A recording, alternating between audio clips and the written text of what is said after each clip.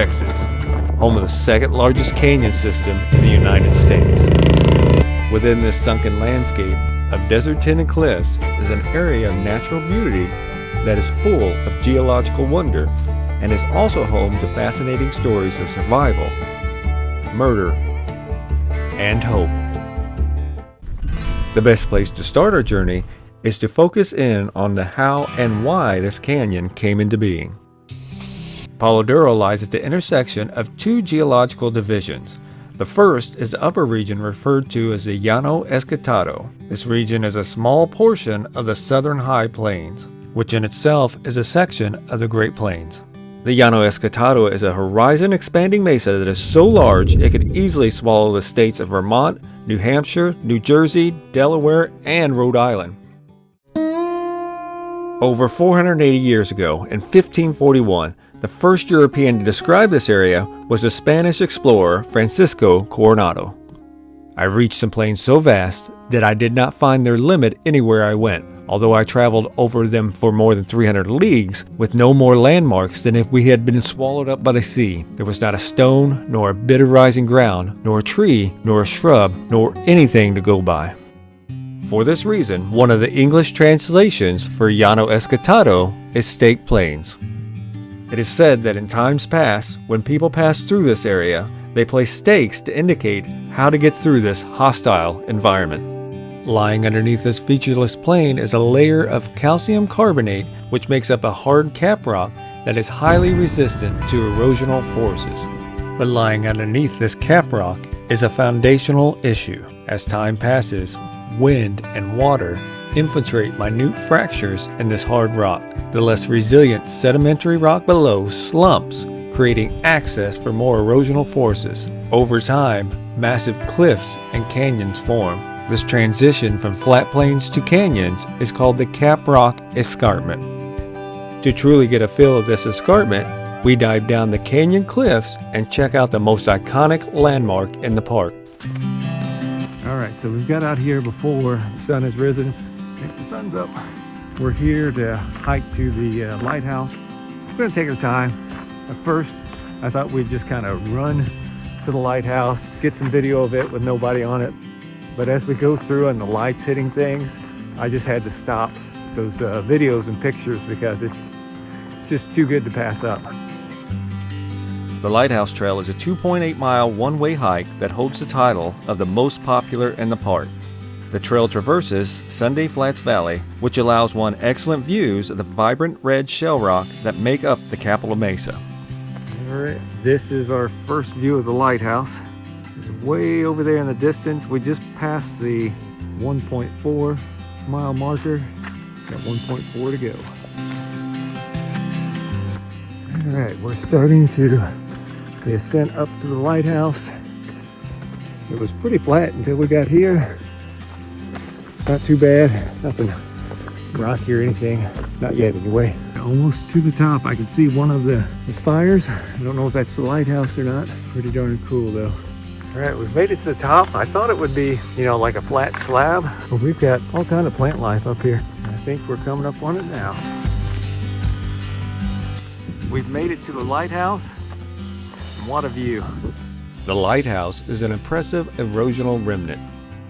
A hard sandstone cap protects the softer shell underneath it. Formations such as this are called hoodoos or pedestal rocks. This differential erosion over time has created this 312-foot landmark, which is a full person taller than the Statue of Liberty. An elevated long slab connects the lighthouse to the south peak, which has the resemblance of a ship's bow. Alright, this is a side trail off of the lighthouse here. Still going up and around. Got a little bit of view off to the side here. Alright, coming to the top. Oh yeah, beautiful. Look how wide it is through here. Turns to red right there to the ground. That's the valley that we came up. Really photogenic place. Glad we got up earlier to do this morning. The lighthouse has stood for centuries overlooking the passing of time. It is unknown to history who the first person was who glanced up in wonder at this magnificent natural landmark. What we do know, though, is that the canyon of Palo Duro has been visited by people for several millennia. The canyon was a welcome sight to the tribes of the High Plains. They would visit this area because of its reliable streams and springs, its abundant trees for wood and shade, and also because of the wildlife. Archaeologists have located campsites, stone weapons, and holes for grinding material in and around the canyon. The reintroduction of horses onto the North American continent vastly changed how indigenous people interacted with the landscape and each other. Over time, peoples of the Kiowa, Cheyenne, and Kiowa Apaches made use of the Llano Escatado and the Palo Duro Canyon. But one nation group dominates recorded history because of their mastery of the horse. That nation was the Namana, which means the people. Today we refer to them as the Lords of the Southern Plains, the Comanche. In the 18th and 19th century, the Comanches controlled a vast empire between New Mexico and West Texas called the Comancheria. It was during this time that the presence of the Spanish, Mexican, and Texans put pressure on the loosely held together autonomous bands of the Comanche. The legendary Texas Rangers would soon come into play, eventually using Comanche tactics and new technology such as the Patterson Colt and Walker Colt revolvers. This would take its toll on the Comanche Nation, along with sickness and the depletion of the buffalo and the waves of settlers coming out west. In 1845, Texas would be annexed into the United States after being an independent republic for almost 10 years. With this transfer came the backing of the U.S. Army. Eventually, after broken treaties and the continued bombardment of smallpox and cholera, the Comanche people, who had been greatly reduced in number, were forced to relocate onto reservations. But some Comanches, along with Kiowas, Arapahoes, and Cheyennes, left the reservation in search of the former ways. A series of battles called the Red River Wars culminated on September 28, 1874, when Colonel Mackenzie and his 4th U.S. Cavalry raided what was going to be a winter village in Palo Duro Canyon. Although most of the indigenous people were able to flee, they left behind their entire food supply for the winter and over 1,400 horses, which along with the supplies were destroyed by the cavalry. This would eventually be called the Battle of the Palo Duro Canyon. It is remembered to this day because it represents one of the last efforts of military resistance by the Southern Plain nations against the United States. Today, one of the best places to soak in this history is by hiking to the top of the expansive Fortress Cliff. This is our second day in the canyon, and we're doing the Rock Garden Trail, hoping to get up to the top. Saw some good reviews on this one. Got up here early in the morning. It's about 46 degrees. The sun's just trying to come over the canyon. We're hoping to get up to the top before it gets too hot.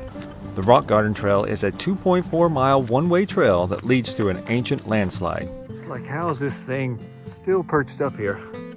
Here you can view huge chunks of sandstone that have been transported to their current location from Fortress Cliff above. Starting to get some good views of the canyon below. Yeah, this is pretty cool.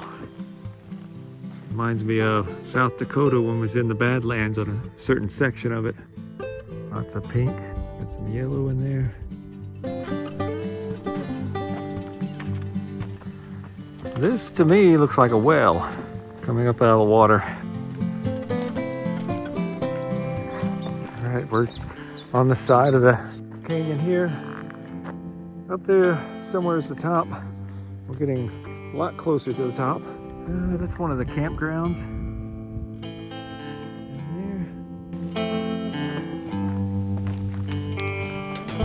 Big drop off here, so we still got about a mile to go. All right, just noticed a trail down here. I believe that's the Lower Comanche Trail, and that looks like it'd be a pretty good trail to hike also. So you go through this almost like this mesquite forest. Really easy walking. All right, it appears that we are starting to, I was going to say ascend, but we're going down now. That's not good. But we're going to start ascending to the top of this canyon, this mesa here. And it's a lot cooler here too. We'll enjoy this coming back if it's still in the shade. We are about to top out here. Just past the sign that said 2.4 miles. Yeah, right here is the top. And it looks like we enter a shrubby forest up here. Decided to continue around this canyon on top here. The other way, they say has a really good view, but you're gonna go through a lot of this scrub forest. We want the scenic view this way. We're gonna try to find the trail out that leads around this bluff. All right, I believe we are at the end of this bluff line. Trying to see where we would have come up through. It's just hard to tell where you've come from up here. This is our final view before we head back down. Pretty impressive view. And I think I read that you can only get this view from hiking the Rock Garden Trail. Okay, I was looking for the big cave, finally spotted it. Oh yeah, right there it is.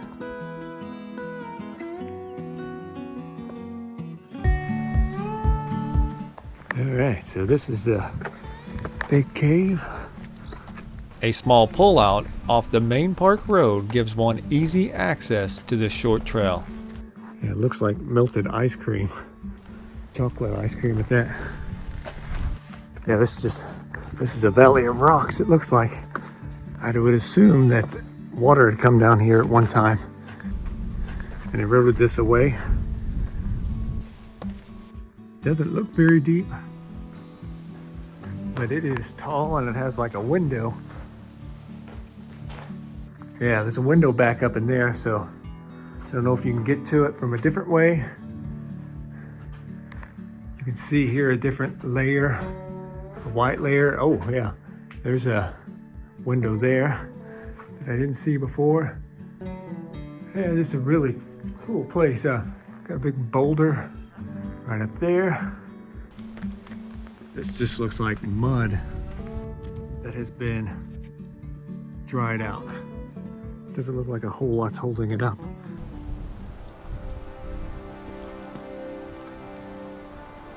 A short distance up the road is a primitive dugout that represents a transition in the canyon's history.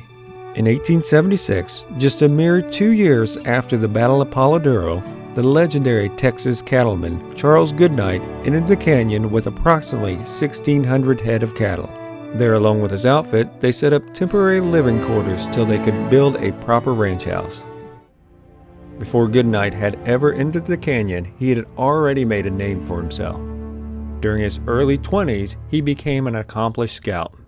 In 1860, he led a band of Texas Rangers to a Comanche encampment where they recaptured Cynthia Ann Parker, who in 1836 had been kidnapped by the Comanche. She lived with this tribe for over 24 years. During that time, she married a prominent chief and bore 3 children. One of those children was the soon-to-be famed Quanah Parker, who in later years would be called the last Comanche chief. After his time as a scout, Goodnight, in his early 30s, made a name for himself as a cattleman. In 1866, along with Oliver Loving, they blazed the Goodnight Loving Trail, which drove cattle through the present-day states of Texas, New Mexico, Colorado, and Wyoming. It was during this drive that Goodnight invented the first chuck wagon, which became a necessity on lone cattle drives. By the time Goodnight staked his claim in Palo Duro, he was already an accomplished cattleman, and he was looking for a partner to establish a large-scale ranch. He found that partner in John Adair, and with his financial backing, Goodnight set up the J.A. Ranch. By the time of Adair's death in 1885, the J.A. Ranch expanded to over 1.3 million acres and 100,000 head of cattle. Goodnight's story has inspired generations of Texans, and he is now at times referred to as the father of the Texas Panhandle. One of the more interesting trails to view where Goodnight grazed his cattle is a somewhat dangerous half-mile hike to the Catrina Cave. All right, this one is called the Palo Duro Caves. It's not really on the map. Got a big parking area, but it's not marked. It's only supposed to be like a half a mile or so. I think the visitor center is up there. So there's something going on up there. Got some holes. Okay, we've got a drainage here, but we've got a trail that's going up this way. So I'm really not for sure which is the appropriate way to go. We're gonna do both.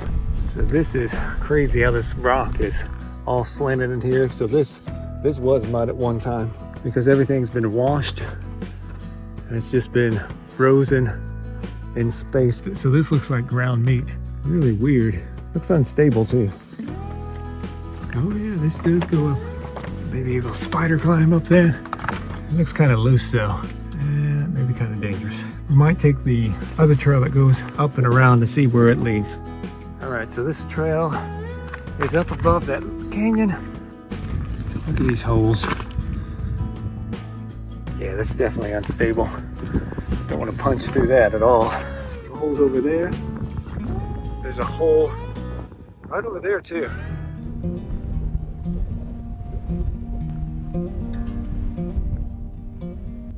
Yeah, this place is very cool. Would not have expected this at all. Curious to go back further. How much further? I don't know. Got a light hole there. I do have a light, so I may get that out. I think it ends right here, but we'll get out the light and check it out. We'll just see what's going on back here. Oh yeah. This is cool. There's air flowing through it, so something going on back here. I think this thing would end somewhere. Now we're coming up to an opening. That is cool. We've got a skylight here. We may be able to crawl out. I'm gonna have to take off my backpack to get around that one corner there, but yep, we're getting to the top. I was able to leave my backpack on. Okay, we're gonna continue to go up and see what's there. Still crawling up to the top. That's where I come up through. You see all the holes in it. Hoodoos. Who would have thought that little area there would come out on top?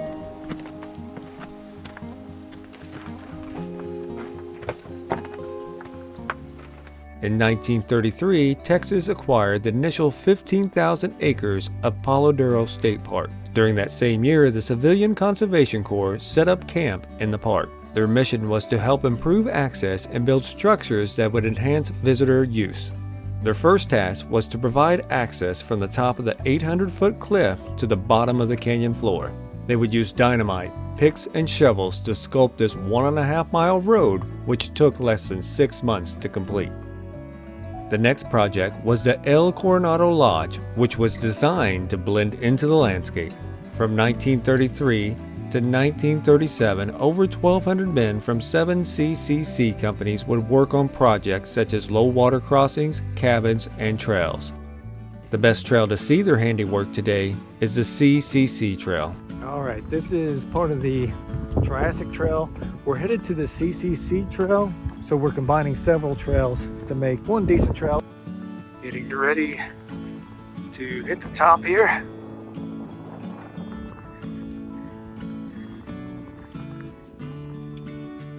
Yeah.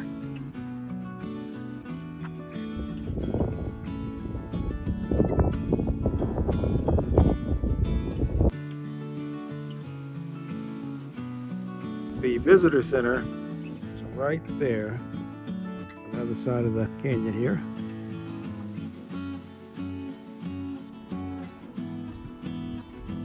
Pretty neat area. We're still on the CCC Trail. At some point it goes off this way.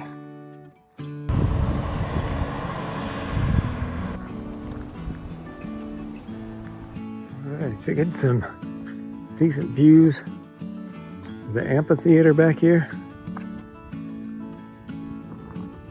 Looks like you could get some free tickets from up here. So I think we may be headed maybe to that point. It might not go out that far. It might just stop right here. I do believe this is the end. It looks like you could scramble down here a little bit, but it looks like there's a drop off here. And to get up on that, would take a large feat. Okay, notice that the cave area, the parking lot is right there. So that's where we went down. And the caves, yeah, I can see it right there actually. I can zoom in. Right there. There's one of them. That's the one that goes through. As our time comes to an end here at Palo Duro, there are many more stories that could still be told of this far-reaching landscape. One of these stories is the tale of how Mary Goodnight, Charles's wife, helped preserve and restore the American buffalo. Another interesting story is how a railroad called the Sad Monkey existed in the park, along with a chairlift up to the top of the mesa. For now, I say goodbye to this breathtaking canyon and the iconic history that has unfolded in this place that some call Boring, Texas.